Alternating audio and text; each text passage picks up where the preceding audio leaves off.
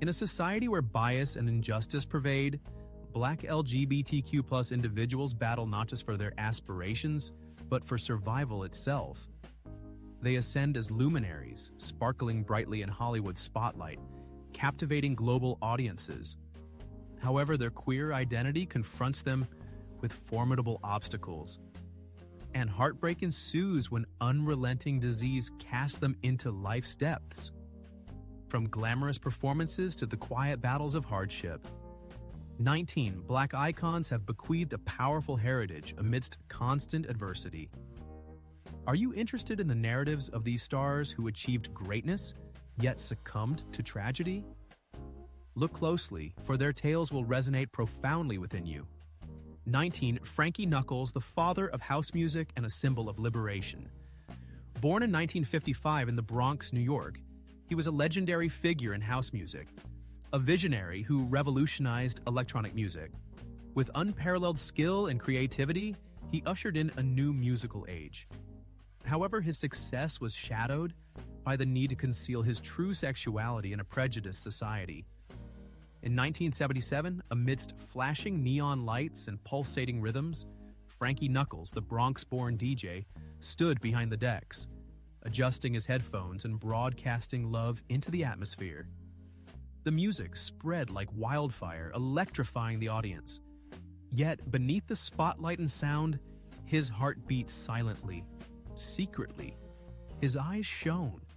His smile radiated. But deep within resided a loneliness even music couldn't alleviate. Beneath the glitz and glamour lay a harsh truth. The AIDS epidemic ravaged the LGBTQ+ community, claiming many of his dear friends. Frankie bravely declared his homosexuality, openly defying persistent stigma. One night in 1990, in his small Chicago apartment, under flickering candlelight and quiet shadows, he wrote to his confidant Larry Levan, "I'll play music to save us." He continued his passion, dedicating himself to music, but in 2004 he developed diabetes. Despite excruciatingly swollen feet, he continued DJing globally. His friend Maria stated Frankie transformed pain into rhythm. In 2014, his health deteriorating, he selected the final track for Housemasters at a club in AA. His hands shook as he held the record. He played his final set to the crowd's thunderous applause. His eyes were clouded with fatigue. In the spring of 2014, in a Chicago hospital, Frankie lay in bed, his breathing labored, his heart beating like a house rhythm. He grasped his sister Kelly's hand, his eyes filled with tears, saying, "I lived authentically. I made them dance, and the music won't die." On a March morning in 2014, Frankie Knuckles passed away at 59 from complications of diabetes. Despite life's hardships stemming from societal prejudice, he persevered, converting pain into action and ultimately dared to live authentically. 18 William Smith, a groundbreaking fashion designer. Born in 1948 in Philadelphia, Pennsylvania, he was a pioneering Black American designer, captivating the fashion world with his lively, dynamic collections. However, he discreetly concealed his homosexuality to safeguard his career within a biased industry. During the 1980s, Willie became a fashion icon. Celebrities such as Madonna, Spike Lee, and David Burns sought his services, drawn not only to his style but also to the emotion inherent in each creation. Willie lived openly with his close artistic companions. Yet AIDS, then heavily stigmatized, gradually undermined his health. By 1987, Willie was noticeably frail. Despite exhaustion, he persevered with his final designs, each detail imbued with an unfulfilled aspiration. That spring, in a tranquil New York hospital room, bathed in soft sunlight, Willie held a dear friend's hand, his eyes brimming with tears, murmuring, "I created dreams. Now I find peace." He smiled, then closed his eyes as if his final design was gently fading into perpetuity. William Smith passed away. His loss was not merely his premature death, but also the societal prejudice directed toward genuine individuals. Nevertheless, his legacy of innovative designs and a revolutionary spirit continues to motivate upcoming Black designers. 17. Ethel Waters, Broadway's first Black star.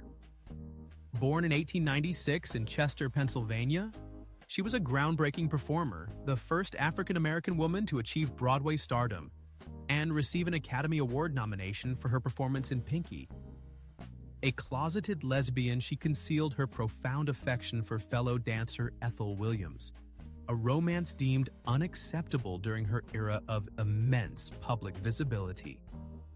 During the 1920s, Ethel reigned as Harlem's undisputed queen. Within the smoky ambiance of the Cotton Club, her voice resonated, a captivating and powerful sound unlike any other. She shattered Hollywood's color barriers for Black women, yet this success came at the price of concealing her true identity. Public narratives portrayed her singing as an escape from fear. By 1970, uterine cancer significantly impacted her health, yet it failed to diminish her passion for performing. Despite trembling hands, Ethel continued to give autographs to admirers, her kind eyes and warm smile remaining unwavering. In 1977, she declined a final acting opportunity, not due to a waning of enthusiasm, but from exhaustion of spirit. That autumn, Ethel Waters passed away. Her deepest sorrow stemmed from the necessity of hiding her love to maintain her career. Still, her remarkable achievements on Broadway created opportunities for future singers, enabling them to express themselves openly, a freedom Ethel had envisioned. 16. Gladys Bentley, a drag queen with an unwavering spirit. Gladys Bentley, born in 1907 in Philadelphia, Pennsylvania, was a groundbreaking figure of the Harlem Renaissance. A gifted blues singer, she was also one of the first drag kings in American musical history. Her performances were marked by a daring, magnetic presence. On stage, Gladys defied the gender expectations of her time, embodying liberation and self-expression. However, her same-sex relationships faced immense societal pressure and discrimination, limiting her personal life. In 1928, at a Harlem club, bathed in soft golden light, the aroma of cigars blended with jazz piano melodies. Gladys Bentley, in a masculine suit, commanded the stage with a deep voice, captivating the audience.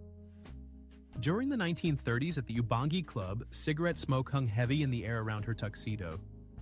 She sang her own compositions about same-sex love, enthralling listeners. But police frequently targeted gay clubs. One evening, while giving a passionate performance, police officers burst into the club. Gladys remained composed, her heart racing, perspiration beading on her face. She murmured to Mabel, "I sing to live, and even if I'm afraid, I'll continue."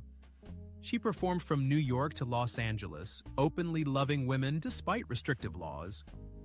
In 1952, Cold War anxieties and a surge of prejudice compelled Gladys to wear dresses and publicly claim to have overcome her homosexuality to safeguard her career. Yet, her affections remained rooted in Harlem. In the 1950s, her health deteriorated. Persistent coughing signaled pneumonia in her small apartment. The scent of antibiotics lingered in the air. She continued to write music, her gaze firm. In 1960, at the Apollo, Gladys gave her final performance. Her voice, though weakened, powerfully conveyed her relentless pursuit of love and passion. One winter's day in 1960, in her Los Angeles apartment, 15, Dallas native Sahara Davenport, a 1984 birth year, shone brightly on RuPaul's Drag Race Season 2. An openly gay man, he lived genuinely amidst the glamour. Across the 2010s, Sahara dominated drag scenes, from New York City to intimate venues. The aroma of alcohol, music, and stage lights infused every performance, solidifying his status as a symbol of courage and elegance. However, heart problems gradually impacted his well-being. Despite hospitalization in 2012, Sahara diligently prepared for his last show, resolute in completing his performance. His hands shook while gripping the microphone, yet his voice resonated with self-assurance. He recognized his life was fleeting, yet valued each moment of authentic self-expression as a triumph. In autumn 2012, Sahara Davenport succumbed to heart failure in a Baltimore hospital. His suffering stemmed not only from his premature death, but also from the toll of his journey towards self-acceptance. 14. Nell Carter, a radiant stage presence and a woman of concealed emotions. Born in 1948 in Birmingham, Alabama, Nell Carter was a remarkably talented vocalist and a dazzling star on Broadway and American television. Her Tony Award for Ain't Misbehavin' and successful TV roles showcased her exceptional natural ability, captivating audiences everywhere. Yet privately, Nell lived discreetly with her lesbian identity, a secret she rarely revealed in a deeply prejudiced industry. One morning in 1978, in a Broadway theater bathed in golden light and the subtle aroma of aged wood, Nell's mesmerizing jazz rendition of Mean to Me enthralled the audience, prompting a standing ovation. Hailed as the next great diva, she faced mounting pressure to project a flawless public image. Whispers about her personal life compelled her to remain silent amidst intense media attention. A close friend, Rosa, confirmed Nell's love for a woman, but Nell feared the devastating consequences of revealing her true self and abandoning her aspirations. She immersed herself in her demanding career, using her work as an escape. She also entered into a marriage as a means of concealing her true identity. However, this union quickly dissolved under the strain of her circumstances. In 1990, Nell began her struggle with diabetes. On countless nights in her New York apartment, over a cold cup of coffee, she would hold a secret photograph of her beloved, whispering, "One day I will live authentically," during a taping of Give Me a Break. Her son Joshua once asked, "Mom, why don't you talk about her?" Nell turned away, her eyes welling up, her usual smile faltering. By 2002, her diabetes resulted in multiple hospitalizations. In the winter of 2003, in a Los Angeles hospital, under the subdued lighting and sharp scent of antiseptic, 54-year-old Nell, her breathing shallow, grasped the hand of her lover, Vivian, murmuring, "I performed for the audience, but you were my true home." She squeezed Vivian's hand one last time, her final smile as bright as a stage light that refused to dim. In the spring of 2003, at 54, Nell Carter passed away from diabetes complications, leaving behind an irreplaceable void. Her deepest sorrow was likely the agonizing suppression of a love stifled by prejudice. Even her luminous on-screen smile couldn't completely mask the profound wounds within her heart.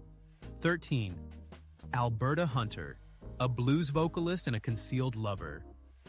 Born in 1895 in Memphis, Tennessee, Alberta Hunter became a prominent figure in American music, achieving a distinguished career in jazz and blues.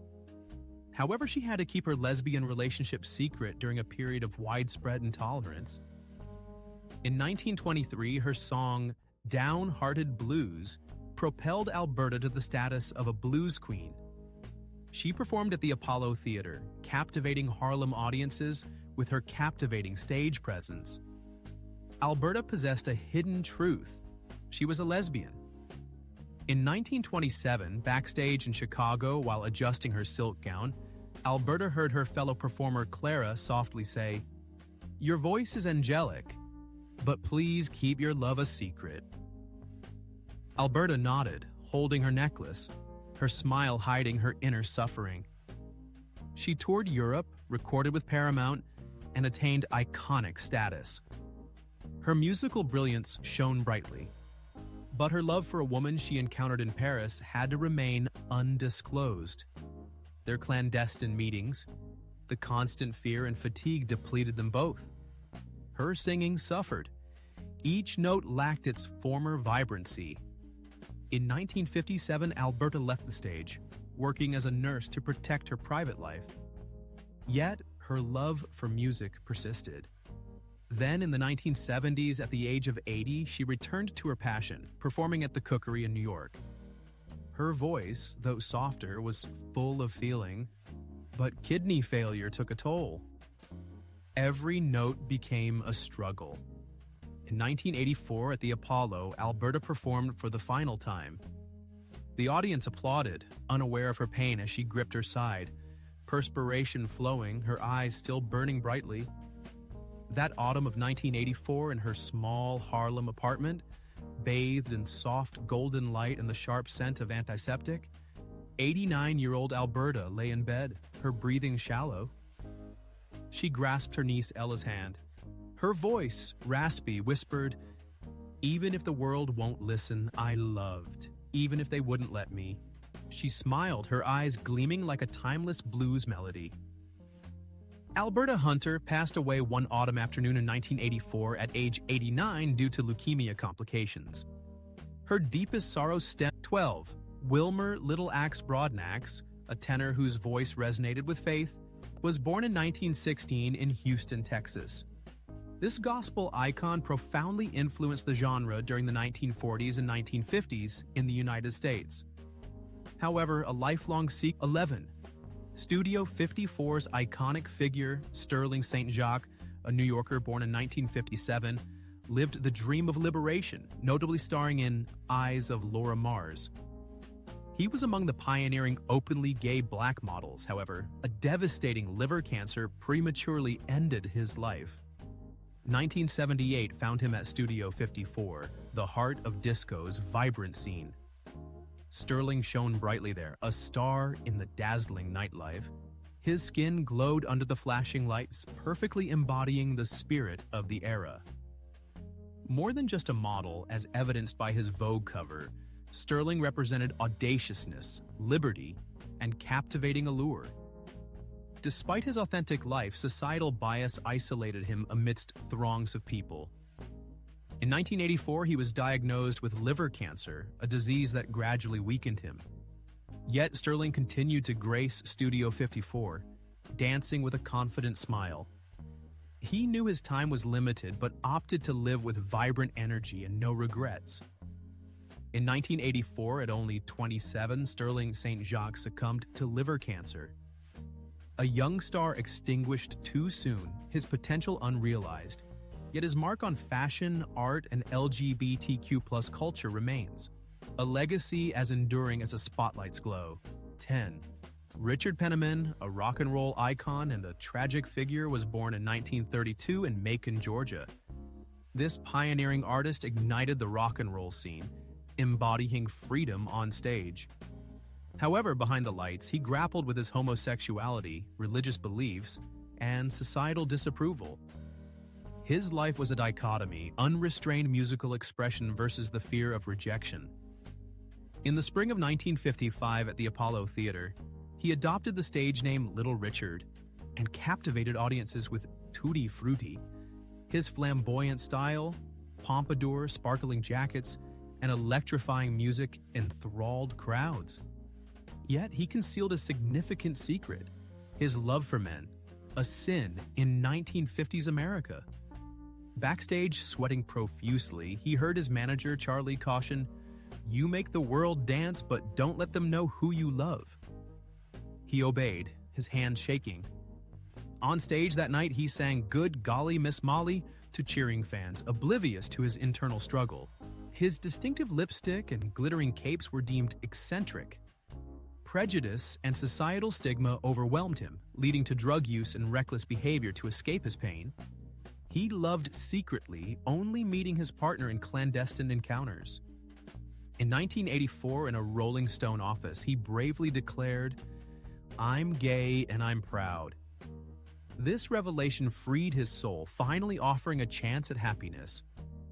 Tragedy struck in the fall of 2019. In a Nashville residence, the air was heavy with the smell of antiseptic. Richard lay in bed, his face pale, his frail hands trembling from the agony of cancer. He declined chemotherapy, his eyes still bright, reminiscent of his Tutti Frutti days. Holding his sister Leah May's hand, he whispered, "I lived for music. I loved despite their rules. Now let God take me." A serene smile graced his lips, mirroring an unyielding spirit. One summer morning in 2020, Little Richard died at age 87, leaving behind a legacy of unforgettable music. His life was a testament to the devastating effects of prejudice, showcasing a fierce love forced into hiding. He wrestled with faith, society, and his own identity, achieving authentic self-acceptance, albeit in his final years. 9. J.D. Steele, a gospel voice from Minnesota. Born in 1960 in Gary, Indiana, he was a gospel music legend in Minnesota. However, for many years, his homosexuality remained concealed, a secret kept amidst the sacred music each time his fingers moved across the piano keys. Jay's eyes burned with passion, yet behind his powerful voice was an indescribable loneliness. In 1980, in the Twin Cities, he performed, his voice soaring amidst the enthusiastic applause of hundreds as he publicly declared his true identity. J.D. then faced condemnation from the very community that had once adored him. During the 2010s, his heart began to fail, each breath a struggle. Still, he continued conducting choirs and composing music, a testament to his yearning for liberation. In 2020, he was hospitalized, his shaky hands still attempting to write his final compositions. In the autumn of 2021, in a quiet Minneapolis hospital room, bathed in soft golden light and the scent of antiseptic, 61-year-old J.D. held his sister Frida's hand. Tears welled in his eyes as he whispered, "I sang for freedom." But they didn't comprehend.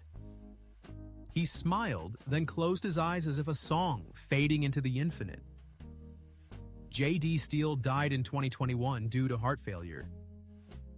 His greatest sorrow wasn't death, but the years spent concealing his true self in a world unprepared for it. Nevertheless, his enduring gospel legacy inspires us to live authentically, even if it means facing isolation and a lifetime of challenges. 8. Luther Vandross, the voice of affection. Yes, and a concealed heart. Born in 1951 in New York, Luther Vandross possessed the exceptional R&B vocals that fueled a remarkable career marked by numerous Grammy Awards. He was a gay man concealing his true feelings within a field saturated with bias. Despite loving profoundly, Luther could never openly live his authentic self. His final years were marked by a relentless battle against a severe illness.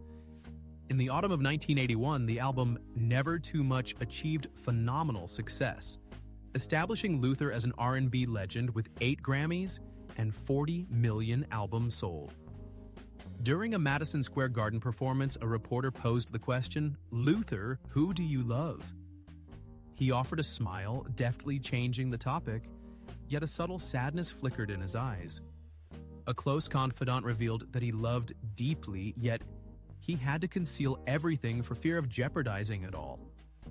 Following this, speculation concerning Luther's sexuality began to circulate. He opted for silence, immersing himself fully in his music. Throughout the 1990s, Luther continued to garner Grammy Awards, but the burden of upholding a flawless image weighed heavily upon him. He struggled with diabetes, and uncontrolled weight gain significantly impacted his health. During sleepless nights in his Harlem residence, he listened to "A House Is Not a Home," yearning for a love he didn't have to hide. In 2003, disaster struck when, one April morning, Luther experienced a stroke at home. He was urgently transported to the hospital in a coma. The persistent hum of the ventilator filled the air. He did regain consciousness, but his captivating voice was lost. In his hospital room, sunlight streamed through the curtains, and Luther gazed at his sister Patricia, his voice weak as he uttered, "I sang for the world, but never for myself." He smiled, tears welling in his eyes as if, for the first time, he was forgiving himself for concealing his love. In the summer of 2005, Luther Vandross passed away at 54. His misfortune was a heart that loved intensely, yet was constrained by prejudice. A voice that moved millions could never sing for himself. He existed in the limelight, yet also in the shadows of secrecy. 7. Essex Hemphill, the celebrated stage poet born in 1957 in Chicago, Illinois. A poet, activist, and performer, he bravely embraced his identity as a gay man during a challenging era. However, the relentless advance of AIDS secretly weakened him. During the 1980s, Essex emerged as a powerful advocate for Black LGBTQ+ Americans. In intimate coffee houses and local theaters, amidst the aroma of coffee and enthusiastic applause, his poetry resonated deeply, articulating untold truths. He lived with unwavering authenticity, but the disease inexorably approached its conclusion. In 1995, with shaking hands, he composed a final poem, a testament to truth, life, and those lost. His last theatrical presentation, a play centered on AIDS, evoked profound emotional responses from the audience. Essex remained stoic, yet his bloodshot eyes reflected profound sorrow. Essex Hemphill died peacefully one morning in 1995. His untimely death silenced a remarkable talent, and the world was initially slow to acknowledge his profound contributions. Nonetheless, his enduring legacy, comprising impactful poems and unforgettable performances, continues to uplift and inspire generations of Black LGBTQ+ individuals. 6. Comedian Jackie Moms Mabley, a courageous spirit and comedic icon. Born in 1894 in Brevard, North Carolina, Mabley, a pioneering Black comedian, was celebrated for her clever, elderly woman persona, a masterful blend of talent and humor. She not only provided laughter but also shattered barriers within the entertainment industry. However, beneath her joyous performances existed a heart burdened by the necessity of concealing her lesbian identity within a deeply prejudiced society. One summer evening in 1925 at the Chitland Circuit, amidst the dim lighting and scent of beer, moms in a vibrant dress shared stories of Black life, eliciting uproarious laughter from the audience. She employed humor to combat racial prejudice. But her love for women made her vulnerable to threats. During a Harlem police raid on a bar where she was with her lover, moms froze, whispering to Bessie, "If they discover, they won't release me." Her heart felt constricted. The fear of rejection from the community she cherished and defended intensified. In 1962, Moms achieved a historic milestone at Carnegie Hall. Her witty voice resonated, the audience rose in applause, yet heart disease began to afflict her. Each step felt heavy, her breathing labored. She concealed her suffering, continuing to perform, her smile masking her apprehension. In 1974 at the Apollo, Moms graced the stage for the final time. The crowd cheered enthusiastically, oblivious to her weakening heart. She delivered a joke, clutching her chest, perspiration streaming down her brow, but her eyes maintained their mischievous glint. In the spring of 1975, in a New York hospital bathed in pale light, 81-year-old Moms lay in bed, her breathing shallow. She grasped her granddaughter Lena's hand, her voice frail. "Don't let them sadden you. Continue laughing like me." She smiled, her eyes gleaming like the Apollo stage lights, then closed them as if her laughter lingered. Jackie Moms Mabley died on May 23, 1975, at age 81 due to heart failure. Her deepest pain stemmed from a love condemned by society, and even her brightest smiles couldn't fully mask her wounded heart. 5. The iconic Black exploitation heroine, Tamara Dobson. Born in 1947 in Baltimore, Maryland, Dobson's screen debut as Cleopatra Jones was electrifying, alluring, and commanding. She rose to become a symbol of Black exploitation cinema, a singular Black female lead, enthralling 1970s audiences. A secret she carefully guarded. Tamara was a lesbian. During her peak career years, Dobson reigned supreme on the silver screen. Moviegoers adored Cleopatra Jones. She shattered stereotypes, showcasing the power of Black women. Yet, away from the cameras, she retreated, concealing her same-sex relationship out of fear. In the 2000s, lung cancer ravaged her health. Dobson forewent further acting roles, retreating from the spotlight in 2006. She penned a tender thank you note to her fans, a poignant message from a soul who experienced both triumph and tragedy.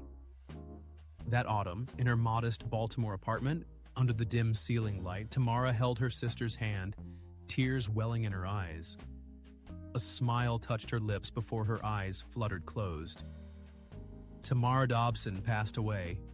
Her deepest sorrow stemmed from concealing her love to uphold societal expectations. However, her enduring contribution to Black cinema proves that true strength resides not in flawlessness, but in the bravery to simply be. 4. The heartbreaking tale of Billy Preston, a musical virtuoso, began in 1946 in Houston, Texas. A gospel child prodigy, he ascended to soul stardom with chart-topping hits like Nothing from Nothing. However, the pressures of the era forced him to conceal his homosexuality, a secret that cast a long shadow over his brilliant career. One autumn afternoon in 1970, within a recording studio, Billy meticulously tuned his piano, his thoughtful gaze and subtle smile betraying the solitude he carried. Only under the Hollywood spotlight did he feel truly free, the roar of applause and aroma of wine accompanying his Grammy-winning performance of Will It Go Round in Circles. The strain of hiding his true self led him to substance abuse. In 1980, in his Los Angeles home, amidst the heavy scent of cigarette smoke, he gazed at a picture of his partner, quietly vowing, "One day, I'll live honestly."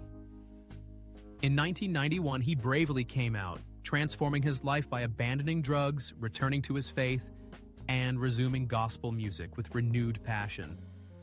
A confidant observed that music had salvaged him, but his health later deteriorated due to kidney complications. In 2005, he faced hospitalization, enduring intense pain, yet persevered in composing from his hospital bed, his fingers weakly touching the sheet music. In 2006, during a gospel performance in Atlanta, he played the organ for the final time. The audience listened in wonder, his eyes shining as brightly as ever.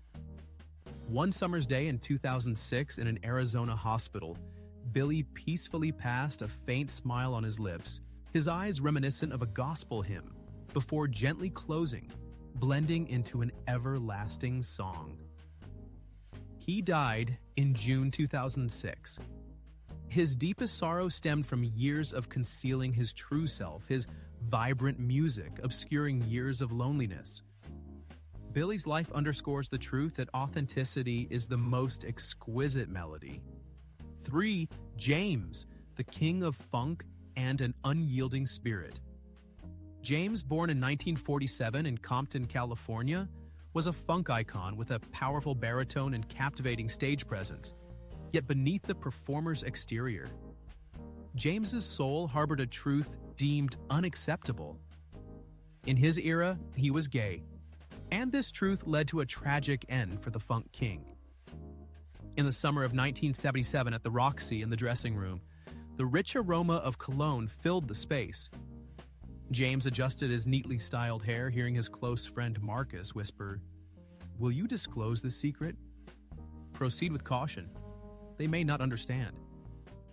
James smiled, but his heart was heavy, his fingers tightening around his custom microphone as he took the stage.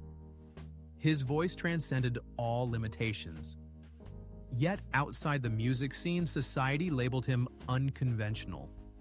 In 1982, as funk's popularity waned, James continued creating, crafting Do You Wanna Groove? He then decided to live openly, publicly declaring his homosexuality. However, at that moment, AIDS started devastating the LGBTQ+ community. In 1986, James learned he was HIV positive. His trembling hands held the test results, the words burning into his vision. He looked at Marcus and stated, "I won't cease singing, even with only one breath remaining." In 1988, at Los Angeles Pride, James, weak but resolute in a purple suit, stepped onto the stage. The crowd fell silent. then exploded into cheers as he sang, "Mighty Strong." Sweat beaded on his brow, his breathing was labored, but his eyes shone brightly. A fan yelled, "James, you're the king!" In the subsequent days in the hospital under soft lights and the pungent odor of disinfectant, James, 41, rested in his bed, his breathing shallow. He grasped Marcus's hand, his voice barely audible. "Let my music live. Let them recall my love and my..." 2. The groundbreaking actor, Howard Rollins, born in 1950 in Baltimore, Maryland, Howard Rollins achieved stardom in the Heat of the Night and becoming a household name on television. However, to safeguard his Hollywood career in a biased industry, Howard concealed his homosexuality. During the 1980s, Howard was a television sensation. The stage's glow and enthusiastic applause were well-deserved accolades for his exceptional ability. Nevertheless, speculation regarding his sexual orientation caused him to retreat from public life, resulting in isolation. In 1990, he learned he had AIDS, a disease that rapidly deteriorated his health. Even so, Howard persevered in his profession. In the winter of 1996, in a chilly New York hospital room, with the light creating shadows on his pale complexion and the sharp scent of disinfectant filling the air, Howard clutched his friend's hand, his eyes expressive, his voice conveying, "I lived completely despite the price." He offered a smile resembling a final spotlight, then closed his eyes, his final performance blending into eternal darkness. Howard Rollins passed away. His most significant sorrow might have been denying himself the chance to shine openly, but his impact, his compelling performances, cleared the path for future Black actors in Hollywood to embrace their true identities. 1. Bobby DeBarge, the heartbreaking R&B vocalist. Born in 1956 in Grand Rapids, Michigan, he was the heart of the group Switch. Quickly rising to R&B stardom, he bravely lived openly as a gay man, a courageous act during a time of widespread prejudice. He battled the devastating effects of drugs and AIDS, a silent internal struggle. During the 1970s, Switch delivered unforgettable hits such as "There Will Never Be" during electrifying live shows. The scent of alcohol and enthusiastic applause pervaded the clubs. Bobby commanded the stage, his voice resonating with the profound solitude within his audience. He embraced his true self, yet succumbed to addiction's relentless pull and a cruel destiny. By 1995, despite his weakening health, Bobby continued to create music, each note and word a poignant goodbye. Even in his final hospital days, he sang, his voice as pristine as ever. Bobby DeBarge died in the summer of 1995 due to AIDS-related complications. He departed far too soon, but his legacy endures in the hearts of music fans. 19 unique lives, 19 distinct narratives. These Black queer artists graced stages, screens, runways, and performance spaces. They bravely chose authenticity in a hostile environment. But tragically, before the final curtain, illness silenced them, leaving only sorrow and unanswered questions. Whose narrative touches your heart? Which artist's story moves you the most? We invite you to share. Their legacies are now being carried forward by you.